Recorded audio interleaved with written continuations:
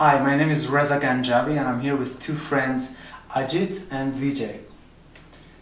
They both live in India and they have an interest in the work of Krishnamurti, and we met here in Switzerland to discuss various aspects of living, fundamental questions of life and other things, and I asked them if they would like to join me on a video discussion so we can perhaps share something with the bigger world through video. We don't have a subject for this discussion. We didn't have any discussions before about what to discuss, so we will just see what comes up.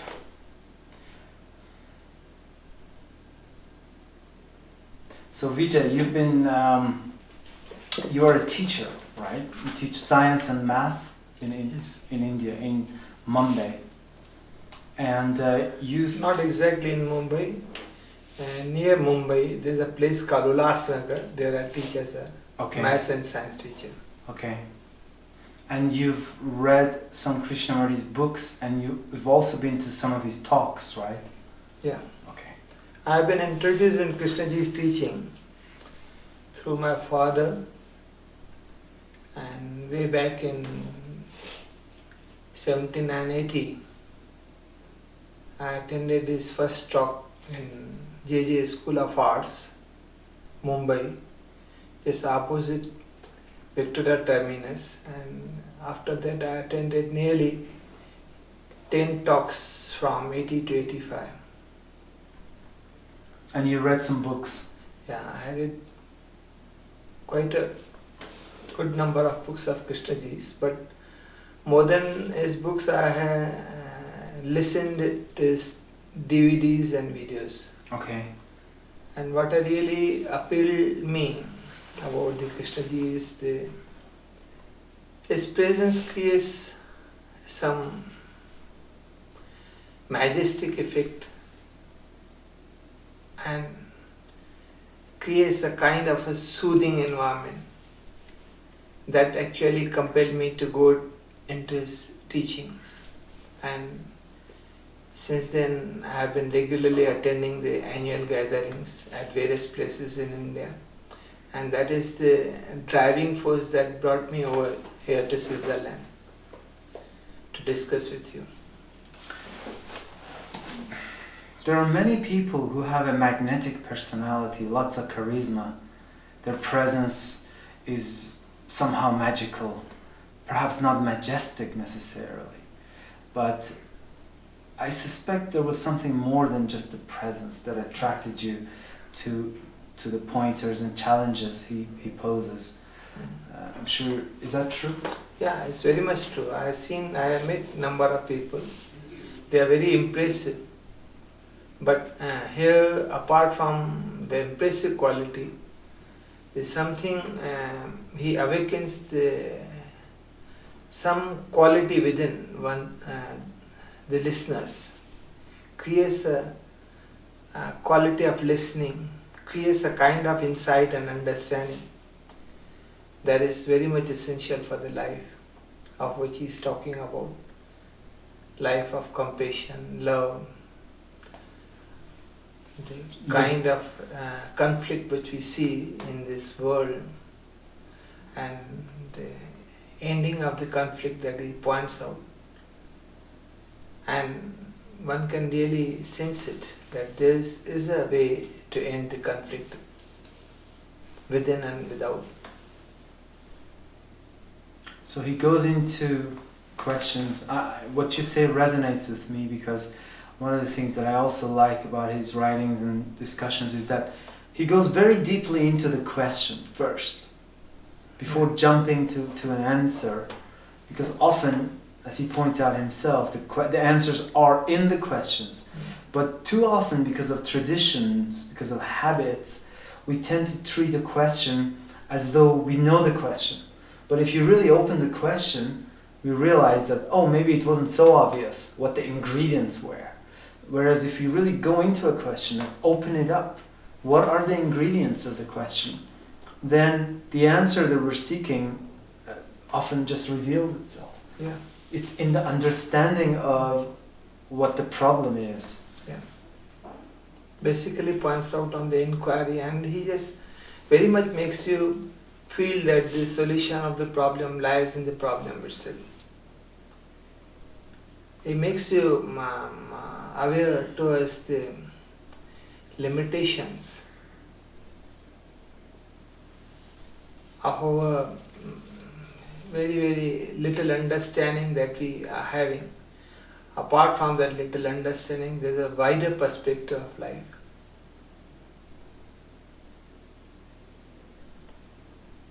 Our instrument in understanding itself is very limited, right? Yeah. So our understanding of the universe is very limited. I think everybody agrees with that. Every scientist, the higher up you are, the more you agree with how little we know.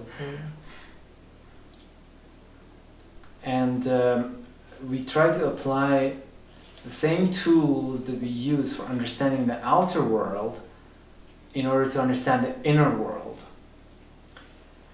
But unfortunately, it doesn't always work.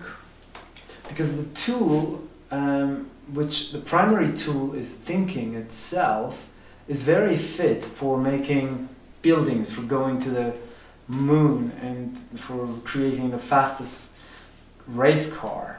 But inwardly, it doesn't seem to be adequate for dealing with problems that humanity is dealing with, which are sourced from inside. Things like what you mentioned, conflict. Often the conflict with another person or another entity is because the person who starts a war, starts a fight, is in conflict with themselves. It's very difficult to find a situation where a person who is very peaceful with themselves to start fighting with somebody. It's often not the case. Often they start fighting with themselves first. Yeah. So now take this to the bigger world. You got the Arab and Israeli. Years of conflict around the world over what seems to be such trivial matters, and the tools we're using for solving these just seem to be completely inadequate. So Krishnamurti goes into this subject very deeply and says, look, the tool, which is thought, is limited. Yeah. And for the inner world, for understanding the psyche, the mind, the inner life of a person, what makes a human, this tool doesn't fit. It's like, the way I look at it is like trying to brush your teeth with a hairbrush. Yeah. Just, it leads to confusion. Yeah. And in countries like Switzerland, which are the richest, there's the highest number of suicide because of the utter chaos in the minds, although they have a perfect outer world. Yeah, exactly. And the outer world and the technological world, where the function of thought is quite evident from the technological progress that we see in this world, and at the same time the wars, conflict, which is basically a creation of the human mind, and that conflict is basically brought about by the thought. Yes. That thought has got its limitation. It works very efficiently in technological world, but the same thought, it is the main cause of all this chaos and conflict in this world. It has got its own limitation, and it brings about a kind of division, and that we are having only that limited instrument, and we are searching the inner peace through that limited instrument, which fails definitely, because it is having a division quality. That division quality that thought is having, it not only brings the division within, it also brings the division without, and that is quite evident from the conflict, wars which are there in this world.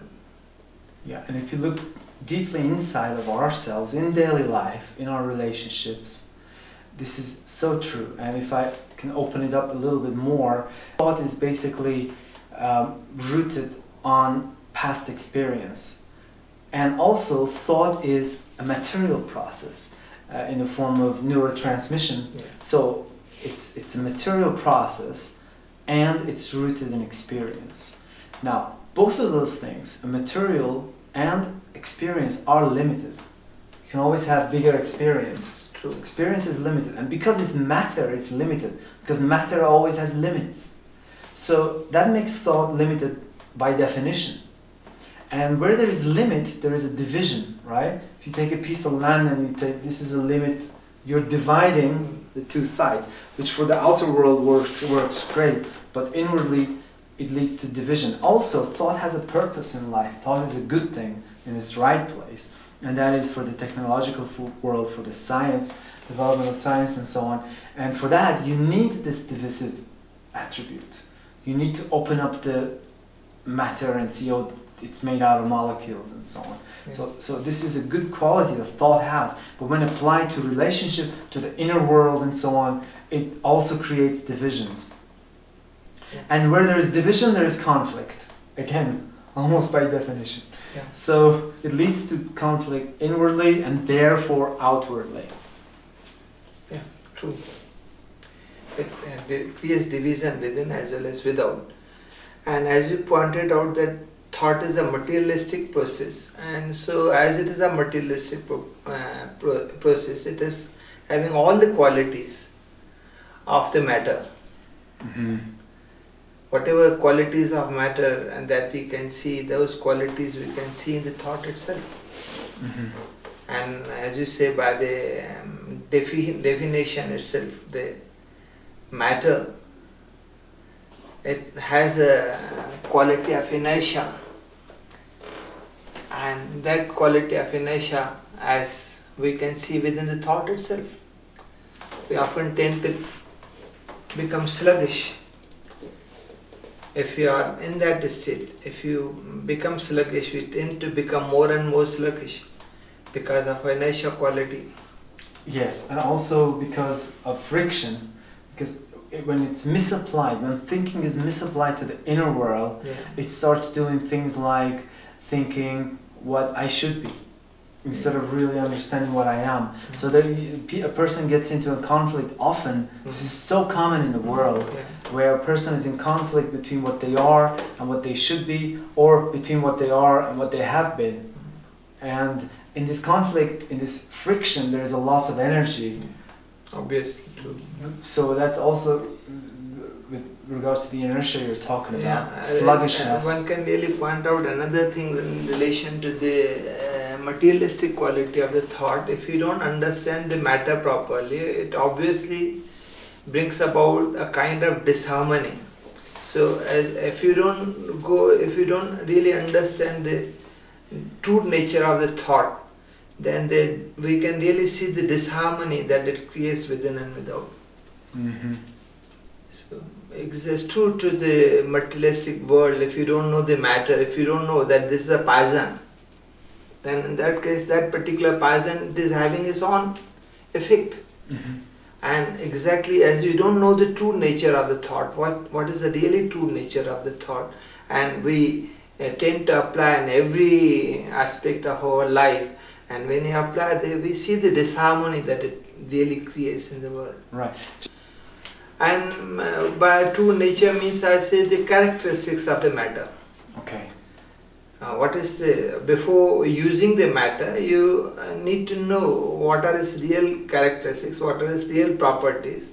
And in fact, we fail to understand the thought in its true perspective. We don't really understand the true characteristics and properties of thought, but we apply in a very random manner in this world, and that is a cause of the various things in this world that we are seeing. It leads to a lot of confusion and chaos internally and externally. And with regards to the sluggishness you mentioned, which is usually the result of a conflict between what is and what should be, for example, and we lose energy in that. And the interesting thing is that energy which we lose in the conflict is actually the energy which we need in order to change. Yeah, true, yeah. The energy that we are wasting, and that energy can be used for various good things in the life. Like if you're fat and you're sitting in front of the television eating an ice cream thinking, I should go run. Then you start getting into conflict with yourself. Oh, I am this, I should be that. And then you lose energy. You end up being sluggish. You're not guaranteed not to move from the couch. But instead, if you forget about what you should be and just look at what you are and what you're doing, then this by itself, you're not wasting energy in the calmness. So you have energy, you gather your energy from understanding what is happening, and this brings about a change. And Krishnamurti goes into this very nicely. He says, insight is action. Right? When you see something very deeply, this gives rise to the correct action naturally. True. So he says that perception is a real action. And that perception comes when we are exactly with the things.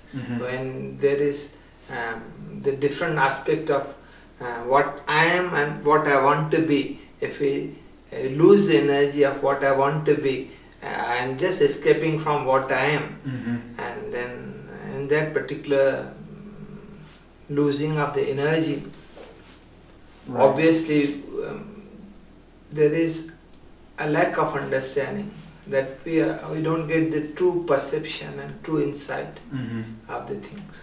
So these are facts. These are not some belief system. This is not a dogma. It's not a doctrine. It's not even Krishnamurti. These are just facts of life. So we're very objective here. He is a scientist, and I'm a scientist, and he's a scientist. So we don't follow anybody, right? I'm not a Krishnamurti follower. Are you? Yeah, Krishnamurti himself says that I'm not your guru. No, but are you a Krishnamurti follower? No, but I listen to him with a real care. That is a very essential thing in every aspect of life, to listen to everybody with a care. Everybody, exactly. Yeah. Your son, your neighbor, or a stranger. Some beggar comes and gives you a tip. Says, what about that? So to listen with care and consider. That's how I live. If I meet anybody by random and they say, oh, I read a book, it's a really good book, I always write it down, or I saw a good movie, I'll go find out, Do you think Krishnamurti's teachings are difficult to understand? Has it been difficult for you? Initially, when I started listening Krishnamurti, something went over my head, to be very honest. Because his approach is obviously different in a way that he doesn't speak traditional language. He doesn't use traditional terminology. So his approach is obviously different, and I grew up with some tradition within me. So when I started listening him, initially I found it difficult to find out what he's really saying. But the impact that he created on the audience, the impact he created on the listeners, that impact I could really sense it. My sensitivity told me that he has got something to say. Okay. Very, very vital, very, very important, and which obviously deals with life. So as I started listening, I gathered the intensity, and that intensified gradually, and gradually I went into it. I started understanding what he's really pointing out, and today I feel that there is some effect which has really brought about the radical change in my looking at the things and my living a life.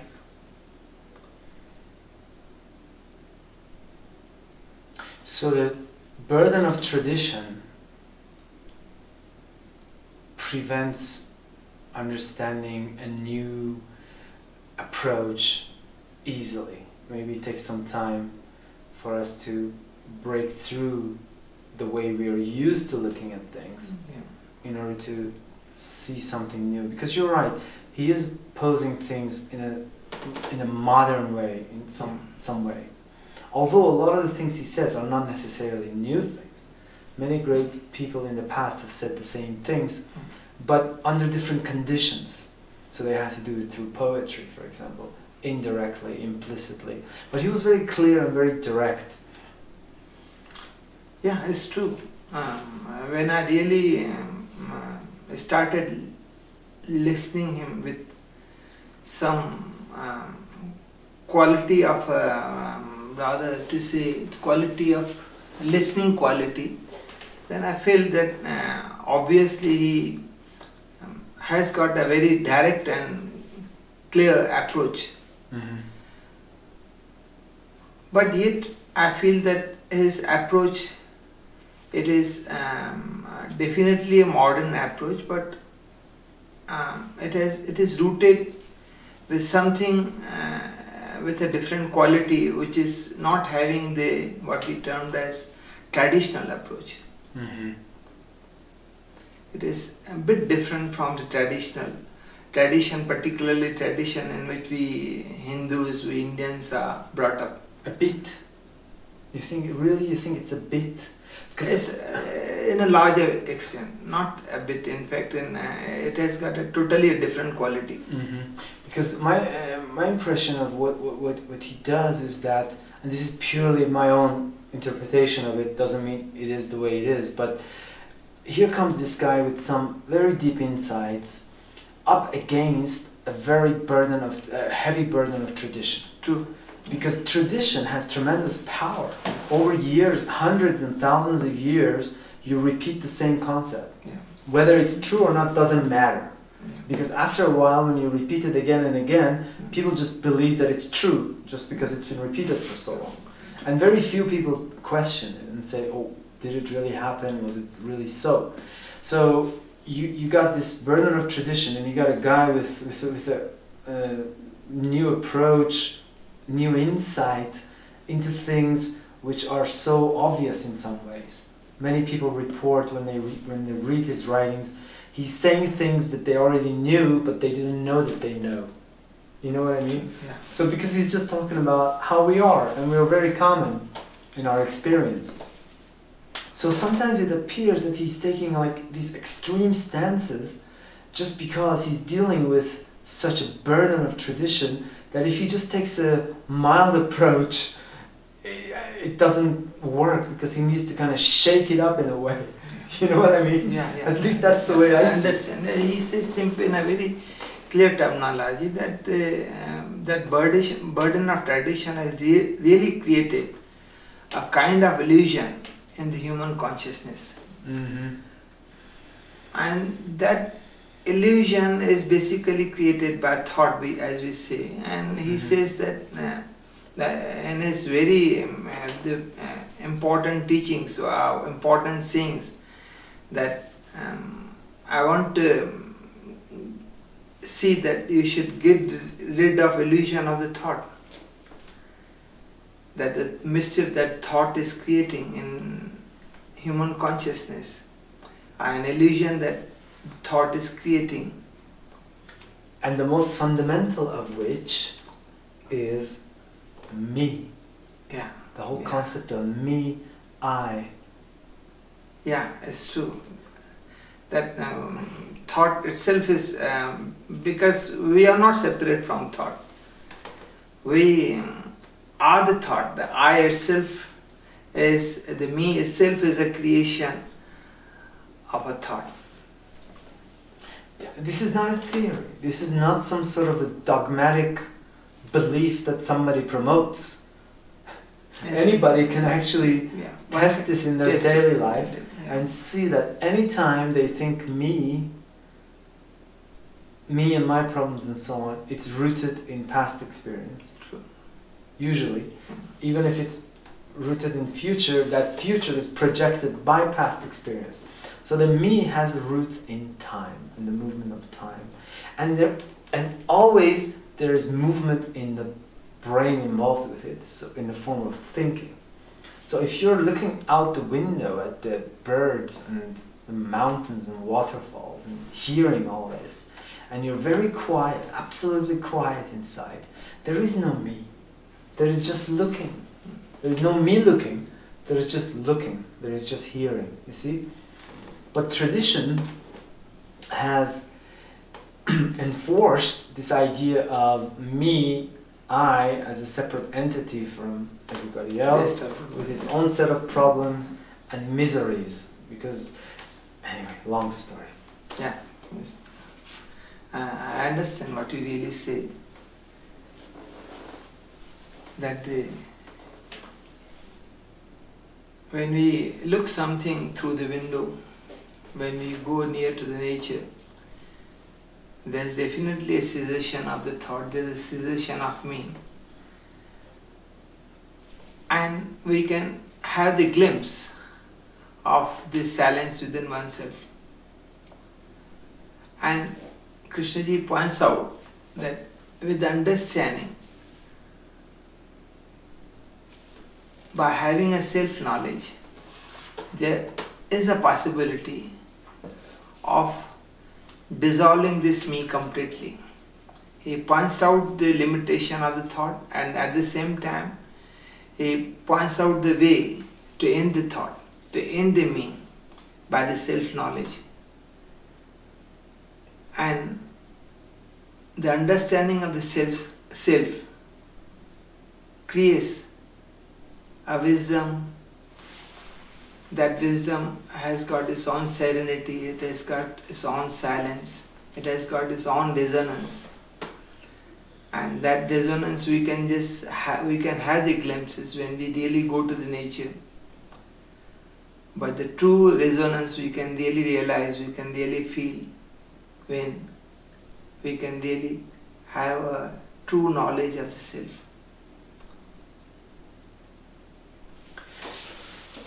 Just a couple of points in reaction to what you said, for the most part, which I also see, but a couple of technical points. One is, when I look at when a person looks at nature, it doesn't necessarily end thought. Because you can also look at nature and say, oh, what a nice sunset, I wish it was as nice as the sunset yesterday. So with your pleasure involved cycling, you know. So the I can exist anywhere, even in contact with nature. However, beauty has a power to end to attract your attention. I understand. Yes, I got your yes, point. yes, I got your point. I want to just have a little say on this thing, that when you really go to the nature, if you are just seeing the setting of the sun, early dawn, early hours of the morning, if you go with an analytical mind to understand the different aspects of nature, obviously that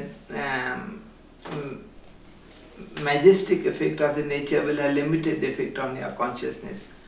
But if you go with a quality of not knowing, quality wondering, wondering, being susceptible, being vulnerable to the nature, just looking at it. And then one can really observe the soothing effect on our mind. But that soothing effect, it is that nature is just playing like a tie on our human consciousness. But it is temporarily, it is simply a glimpse that tells us that if there is a cessation of fire, if there is absence of fire, then kind of silence that is created within the mind, that has got an enormous impact on our mind, on our personality. Same thing, if you can apply that thing, if you can really understand the characteristics of thought and understanding of thought, that brings about obviously the self-knowledge. The self-knowledge obviously leads us to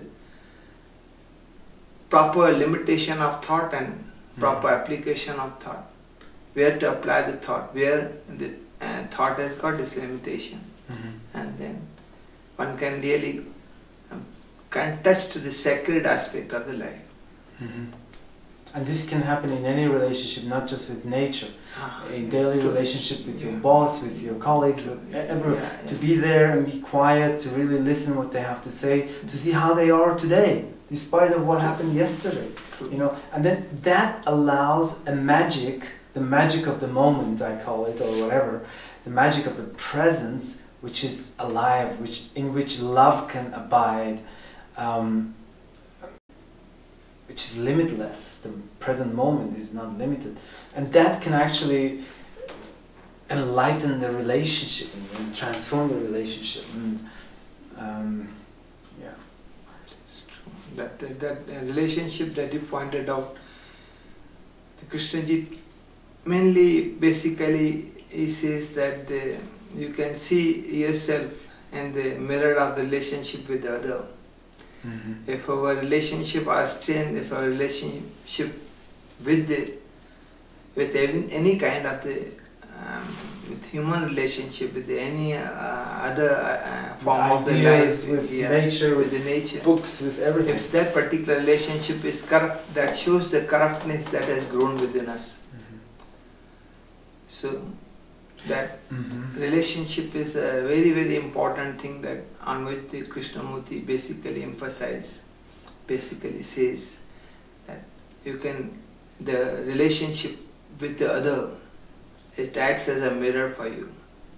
And so did many other great philosophers and thinkers and mystics and religious people of the past. To be is to be related.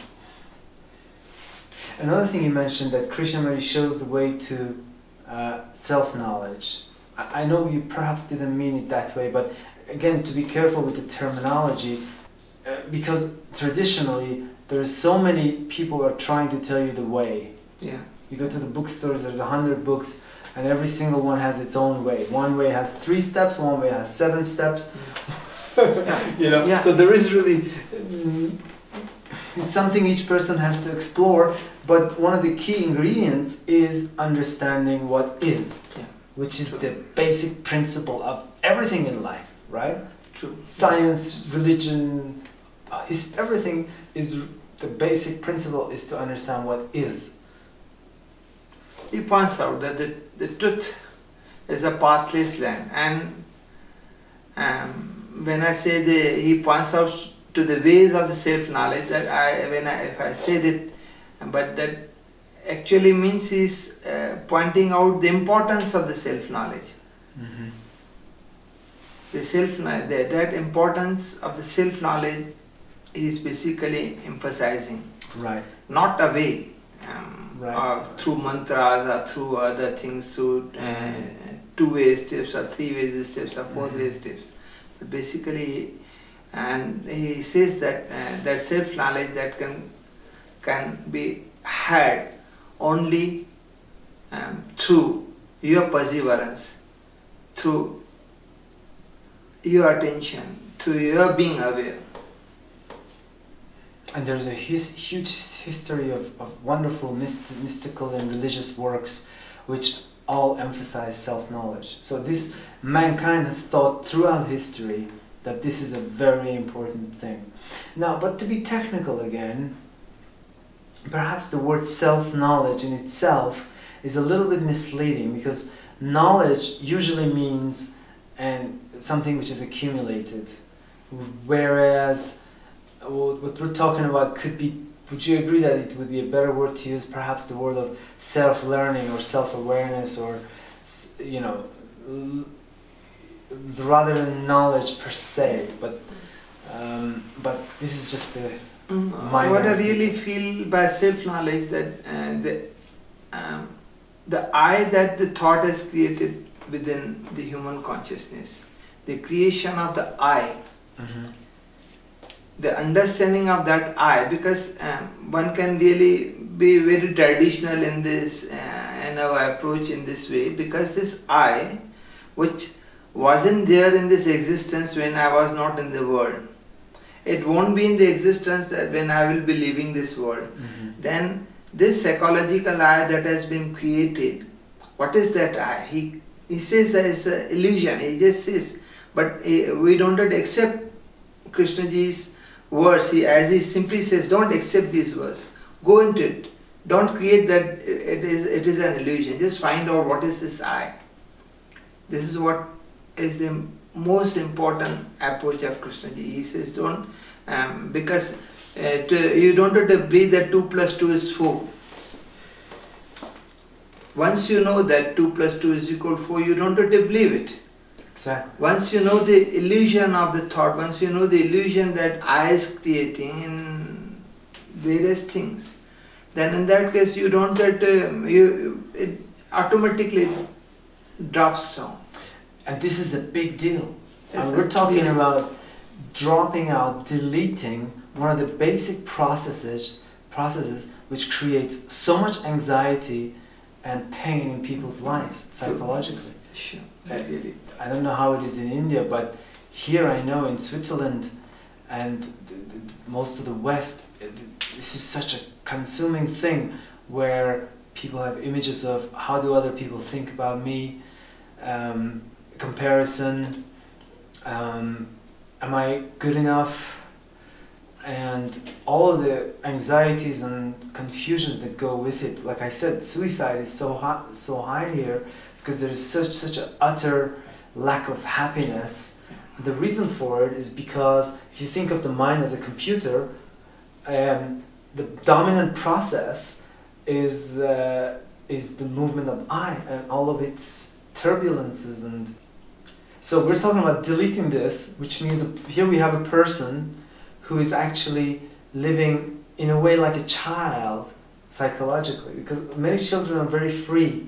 They're not so burdened with fears, and they go up to a stranger and they say hi, or hey, what's this, The adult version was like, oh, what is he going to think about me, da da da da, so much inhibition and fears and so on, and deleting much of what gives people so much trouble. So we're talking about living a much happier life, much more peaceful life, in which this I, with all of its problems, doesn't have such a dominant force in life. It's my observation that as we are really progressed in a external world and technological world, in the same proportion we have really deteriorated in psychological world.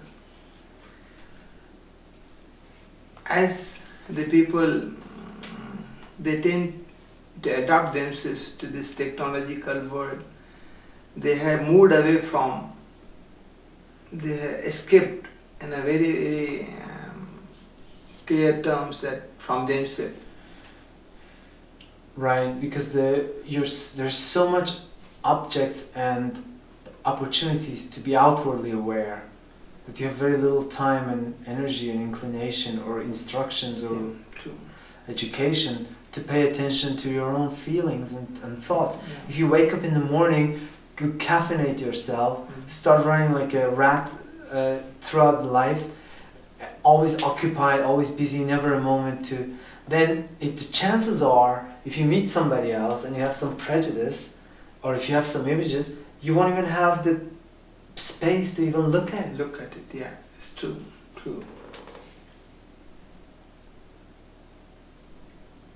So space is very important. I try to keep my life simple. It's not always easy, but